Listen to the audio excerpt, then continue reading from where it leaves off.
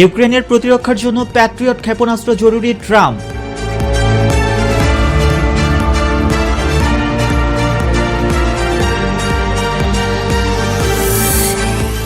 গাজায় নিজেদের গুলিতে ইসরায়েলের ৩১ সেনা নিহত।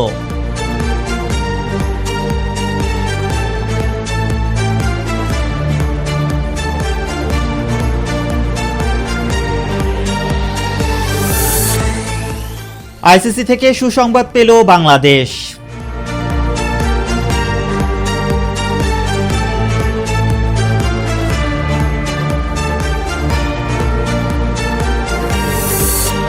এবং রকেট চালিত গ্রেনেড দিয়ে লোহিত সাগরে জাহাজে হামলা।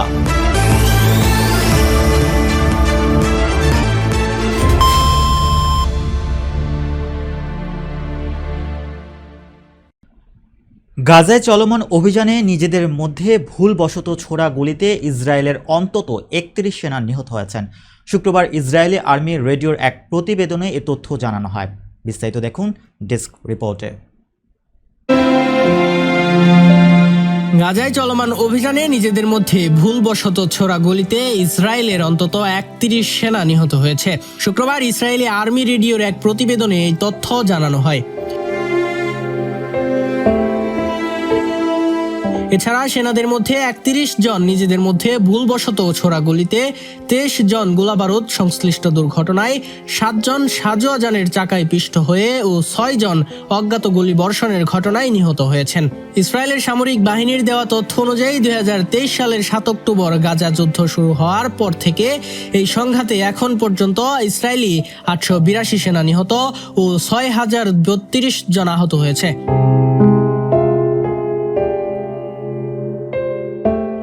ইসরায়েলের সম্প্রচার মাধ্যম চ্যানেল ১২ জানিয়েছে, বহু বিতর্ক ও টানাপোড়েন কাটিয়ে ২০২২ সালে নেতানিয়াহুর জোট সরকার ক্ষমতায় বসে। গণমাধ্যমটি বলছে, পশ্চিম তীরে বসতিপূর্ণ এলাকায় ১২৮টি থেকে বেড়ে ১৭৮টিতে পৌঁছিয়েছে, যা প্রায় ৪০% বৃদ্ধি নির্দেশ করে। একই সময়ে ফিলিস্তিনিদের বাড়িঘর ধ্বংসযজ্ঞ আগের তুলনায় বেড়েছে। মোহাম্মদ ইমন হোসেন, নিউজ 21 ইন্টারন্যাশনাল ডেস্ক। যুক্তরাষ্ট্রের প্রেসিডেন্ট ডোনাল্ড ট্রাম্প বলেছেন, ইউক্রেনের আকাশ প্রতিরক্ষা নিশ্চিত করতে প্যাট্রিয়ট ক্ষেপণাস্ত্র খুবই প্রয়োজনীয় হয়ে পড়েছে। একই সঙ্গে তিনি রাশিয়ার প্রেসিডেন্ট ভ্লাদিমির পুতিনের সঙ্গে কথোপকথনে হতাশা প্রকাশ করেছেন এবং অভিযোগ করেছেন। বিস্তারিত ডেস্ক রিপোর্টে। যুক্তরাষ্ট্রের প্রেসিডেন্ট ডোনাল্ড ট্রাম্প বলেছে, ইউক্রেনের আকাশ প্রতিরক্ষা নিশ্চিত করতে প্যাট্রিয়ট ক্ষেপণাস্ত্র খুবই প্রয়োজনীয় হয়ে পড়েছে। একই সঙ্গে তিনি রাশিয়ার প্রেসিডেন্ট ভ্লাদিমির পুতিনের সঙ্গে কথোপকথনে হতাশা প্রকাশ করেছেন এবং অভিযোগ করেছে, পুতিন যুদ্ধ থামানোর ব্যাপারে কোনো আগ্রহ দেখাচ্ছে না। বার্তা সংস্থা রয়টার্স এর প্রতিবেদনে এই তথ্য উঠে এসেছে। রাশিয়ার ক্রমবর্ধমান হামলার মুখে প্যাট্রিয়ট ক্ষেপণাস্ত্র ও উন্নত আকাশ প্রতিরক্ষা ব্যবস্থায় এখন ইউক্রেনের সবচেয়ে বড় চাওয়া, কিন্তু ট্রাম্প প্রশাসন এখনও কৌশলগত সিদ্ধান্ত নিচ্ছে।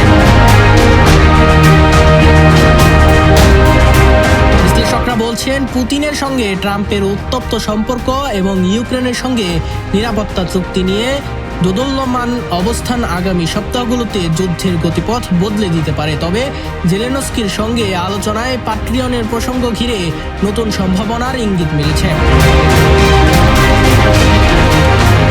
মোহাম্মদ ইমন হোসেন, নিউজ 21 ইন্টারন্যাশনাল ডেস্ক। সাধ্যমতো অন্যায়ের প্রতিবাদ করা প্রতিটি মানুষের ঈমানি দায়িত্ব।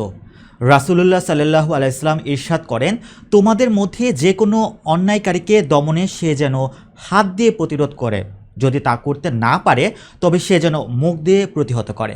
বিস্তারিত দেখুন ডেস্ক রিপোর্টে। সাধ্যমতো অন্যায়ের প্রতিবাদ করা প্রতিটি মানুষের ঈমানি দায়িত্ব। রাসূলুল্লাহ সাল্লাল্লাহু আলাইহি ওয়াসাল্লাম ইরশাদ করেন, তোমাদের মধ্যে যে কোনো অন্যায়কারীকে দমনে সে যেন হাত দিয়ে প্রতিরোধ করে,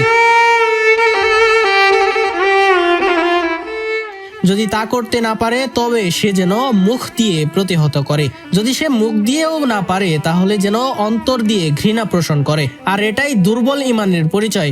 সময় মতো যদি অন্যায়ের প্রতিবাদ করা না হয় তাহলে এর ফল গোটা জাতিকে ভোগ করতে হয়।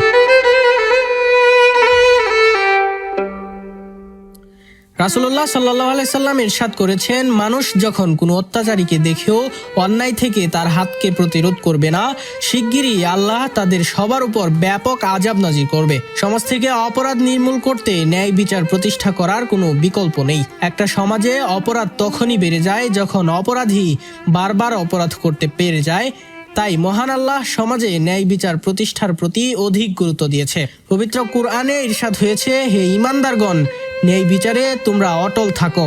আল্লাহর পক্ষে সাক্ষ্য প্রদানকারী রূপে যদিও নিজেদের প্রতিকূলে যায় অথবা পিতামাতা ও নিকটাত্মীয়দের, সে ধনী হোক বা গরিব হোক, আল্লাহ উভয়ের জন্যই উত্তম অভিভাবক।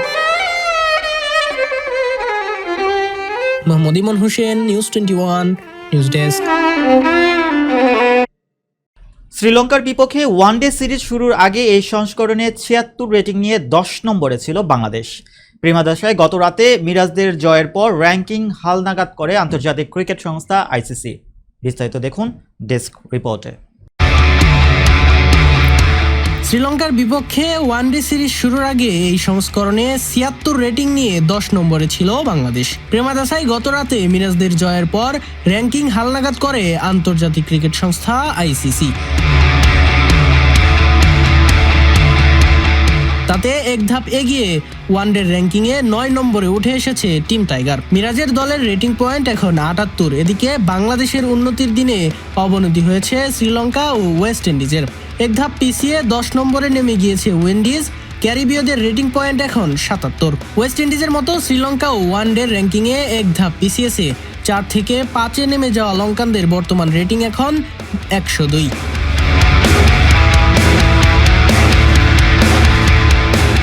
এই সুযোগে র্যাঙ্কিং পাকিস্তান ৪ নম্বরে উঠে এসেছে। এশিয়ার দলটির রেটিং পয়েন্ট এখন ১০৪। ওয়ানডে র্যাঙ্কিংয়ে প্রথম ১০-এ বাংলাদেশ, শ্রীলঙ্কা, পাকিস্তান, ওয়েস্ট ইন্ডিজ এই ৪ দলেরই জায়গা অদল বদল হয়েছে। ১২৪ রেটিং পয়েন্ট নিয়ে ওয়ানডে র্যাঙ্কিংয়ে শীর্ষে রয়েছে ভারত। ২ ও ৩ নম্বরে থাকা নিউজিল্যান্ড, অস্ট্রেলিয়া, ২ দলেরই রেটিং পয়েন্ট ১০৯। দক্ষিণ আফ্রিকা, আফগানিস্তান ও ইংল্যান্ড অবস্থান করছে ৬, ৭ ও ৮ নম্বরে। মোহাম্মদ ইমন হোসেন, নিউজ 21 স্পোর্টস ডেস্ক। লোহিত সাগরে ইয়েমেনের সীমানায় হামলার শিকার হয়েছে একটি বিদেশি জাহাজ। ব্রিটিশ সেনাবাহিনীর সংশ্লিষ্ট একটি গ্রুপ জানিয়েছে, সশস্ত্র লোকজন জাহাজ লক্ষ্য করে গুলি ছোড়ে। এছাড়া রকেট চালিত গ্রেনেড দিয়েও হামলা চালানো হয়। বিস্তারিত দেখুন ডেস্ক রিপোর্টে। লোহিত সাগরে ইয়েমেনের সীমানায় হামলার শিকার হয়েছে একটি বিদেশি জাহাজ। ব্রিটিশ সেনাবাহিনী সংশ্লিষ্ট একটি গ্রুপ জানিয়েছে, সশস্ত্র লোকজন জাহাজ লক্ষ্য করে গুলি ছোড়ে। এছাড়া রকেট চালিত গ্রেনেড দিয়েও হামলা চালানো হয়। রবিবার এই হামলা হয়েছে। তাৎক্ষণিকভাবে কেউ এই হামলার দায় স্বীকার করেনি। মধ্যপ্রাচ্যে ইসরায়েল ফিলিস্তিন, ইসরায়েল ইরান ও ইরান যুক্তরাষ্ট্রের চলমান উত্তেজনার মধ্যেই এই ঘটনা ঘটল। হামলার পর জাহাজে থাকা সশস্ত্র নিরাপত্তা দল পাল্টা গুলি ছুড়েছে বলে জানিয়েছে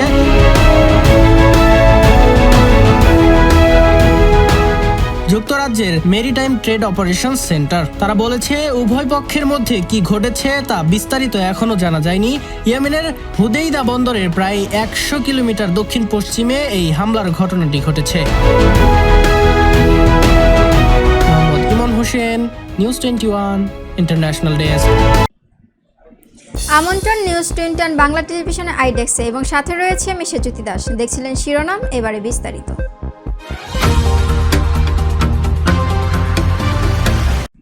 সিলেটের গোয়াইনঘাটে বালু বোঝাই বাল্কহেড আটকে চাঁদাবাজির অভিযোগে ৬ জনকে গ্রেফতার করেছে যৌথ বাহিনী। এই সময় তাদের সঙ্গে থাকা দেশীয় অস্ত্র ও নদীপথে বাল্কহেড গতিরোধে ব্যবহৃত ২টি ইঞ্জিন নৌকা জব্দ করে। বিস্তারিত দেখুন ডেস্ক রিপোর্টে। সিলেটের গোয়াইনঘাটে বালু বোঝাই বাল্কহেড আটকে চাঁদাবাজির অভিযোগে ৬ জনকে গ্রেফতার করেছে যৌথ বাহিনী। এ সময় তাদের সঙ্গে থাকা দেশীয় অস্ত্র ও নদীপথে বাল্কহেড গতিরোধ ব্যবহৃত ২টি ইঞ্জিন নৌকা জব্দ করেছে। রবিবার দুপুর ১২টা থেকে ৩টা পর্যন্ত গোয়াইনঘাট উপজেলা প্রশাসন, সেনাবাহিনী, থানা পুলিশ ও নৌ পুলিশের যৌথ অভিযানে তাদের গ্রেফতার করা হয়। অভিযুক্তরা উপজেলার ৪ নং লেঙ্গুরা ইউনিয়নের লেঙ্গুরা গ্রামের গোয়াইনহাট নদী পথে চাঁদাবাজি করতেন। গ্রেফতারকৃতরা হলেন উপজেলা মাটিকাপা গ্রামের জালাল উদ্দিনের ছেলে ইকবাল হোসেন ইমন, লেঙ্গুরা গ্রামের জিহাদ উল্লাহর ছেলে কুদরতুল্লাহ, মাহমুদ আলীর ছেলে তুফাইল আহমদ, জমির উদ্দিনের ছেলে বদর উদ্দিন, তাহির আলীর ছেলে সুলেমান ও আব্দুল সালামের ছেলে রহিম উদ্দিন। পরে কয়েক ঘণ্টাব্যাপী অভিযানে আজমল পালিয়ে গেলেও তার সহযোগী 6 জনকে গ্রেফতার করতে সক্ষম হয় অভিযানকারী দল। এ ঘটনায় আটককৃতদের বিরুদ্ধে গোয়াইনহাট থানায় দেশীয় অস্ত্র ও অবৈধভাবে চাঁদা আদায়ের অভিযোগে মামলা প্রক্রিয়াধীন রয়েছে। Hossain, news 21 news desk. ফরিদপুরে নকল ঔষধ ও প্রসাধনী সামগ্রী প্রক্রিয়াজাতকরণ কারখানায় অভিযান চালিয়েছে যৌথ বাহিনী। অভিযানের সময় বিভিন্ন কোম্পানির নামে প্যাকেটজাত করা বিপুল পণ্য জব্দ করা হয়েছে। বিস্তারিত দেখুন ডেস্ক রিপোর্টে। ফরিদপুরে নকল ঔষধ ও প্রসাধন সামগ্রী প্রক্রিয়াজাতকরণ কারখানায় অভিযান চালিয়েছে যৌথ বাহিনী। অভিযানের সময় বিভিন্ন কোম্পানির নামে প্যাকেটজাত করা বিপুল পণ্য জব্দ করা হয়েছে। এ সময় ভ্রাম্যমাণ আদালতের মাধ্যমে রিয়াদ শিকদার নামে বিক্রয় প্রতিনিধিকে 1 মাসের কারাদণ্ড দেওয়া হয়েছে। সেগুলো নকল বিএসটিআই লোগো ও কোম্পানির নাম প্যাকেট করে বাজারজাত করা হতো। পলাতক মালিকের বিরুদ্ধে ঔষধ ও প্রসাধন সামগ্রী আইনে মামলা দেওয়ার নির্দেশ দেন আদালত। নির্বাহী ম্যাজিস্ট্রেট ফজলে রাব্বি জানান, অবৈধভাবে পণ্য উৎপাদন করায় আটক একজন কর্মচারীকে ভোক্তা অধিকার আইন 2009-এর 45 ধারা মোতাবেক 1 মাসের কারাদণ্ড দেওয়া হয়েছে। এছাড়া মালিকের বিরুদ্ধে ঔষধ ও কসমেটিক্স আইন 2023-এর 14(1) ধারায় মোতাবেক মামলা করার জন্য ড্রাগ সুপারকে নির্দেশ দেওয়া হয়েছে। এছাড়াও এর সঙ্গে জড়িত সবাইকে আইনের আওতায় আনা হবে। Emon Hossain, news 21 news desk. জুলাই গণ অভ্যুত্থানে শাহাদাত বরণ করা ছাত্র জনতার রুহের মাগফিরাত এবং আহতদের সুস্থতা কামনা করে মিলাদ মাহফিল ও বৃক্ষরোপণ কর্মসূচি অনুষ্ঠিত হয়েছে। রোববার বিকেলে রাজধানী কৃষিবিদ ইনস্টিটিউশনে জাতীয়তাবাদী কৃষিবিদে এই অনুষ্ঠানে আয়োজন করেন। বিস্তারিত ডেস্ক রিপোর্টে। জুলাই গণ অভ্যুত্থানে শাহাদাত বরণ করা ছাত্র জনতার রুহের মাগফিরাত ও আহতদের সুস্থতা কামনা করে মিলাদ মাহফিল ও বৃক্ষরোপণ কর্মসূচি অনুষ্ঠিত হয়েছে। রবিবার বিকেলে রাজধানীর কৃষিবিদ ইনস্টিটিউশনে জাতীয়তাবাদী কৃষিবিদরা এই অনুষ্ঠানের আয়োজন করেন।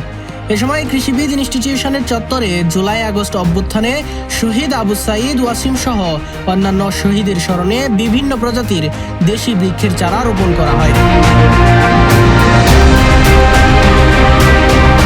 বৃক্ষরোপণ শেষে সর্বস্তরের কৃষিবিদদের উপস্থিতিতে জুলাই আগস্ট অভ্যুত্থানে শহীদদের আত্মার মাগফিরাত কামনা এবং আহতদের সুস্থতা কামনায় মিলাদ ও দোয়া মাহফিলের মাধ্যমে অনুষ্ঠানের সমাপ্তি ঘোষণা করা হয়। ইমন হোসেন, নিউজ 21 নিউজ ডেস্ক। লোহিত সাগরে ইয়েমেনের সীমানায় হামলার শিকার হয়েছে একটি বিদেশি জাহাজ। ব্রিটিশ সেনাবাহিনী সংশ্লিষ্ট একটি গ্রুপ জানিয়েছে, সশস্ত্র লোকজন জাহাজ লক্ষ্য করে গুলি ছোড়ে। বিস্তারিত ডেস্ক রিপোর্টে। লোহিত সাগরে ইয়েমেনের সীমানায় হামলার শিকার হয়েছে একটি বিদেশি জাহাজ। ব্রিটিশ সেনাবাহিনী সংশ্লিষ্ট একটি গ্রুপ জানিয়েছে, সশস্ত্র লোকজন জাহাজ লক্ষ্য করে গুলি ছোড়ে। এছাড়া রকেট চালিত গ্রেনেড দিয়েও হামলা চালানো হয়। রবিবার এই হামলা হয়েছে। তাৎক্ষণিকভাবে কেউ এই হামলার দায় স্বীকার করেনি। মধ্যপ্রাচ্যে ইসরায়েল ফিলিস্তিন, ইসরায়েল ইরান ও ইরান যুক্তরাষ্ট্রের চলমান উত্তেজনার মধ্যেই এই ঘটনা ঘটল। হামলার পর জাহাজে থাকা সশস্ত্র নিরাপত্তা দল পাল্টা গুলি ছুড়েছে বলে জানিয়েছে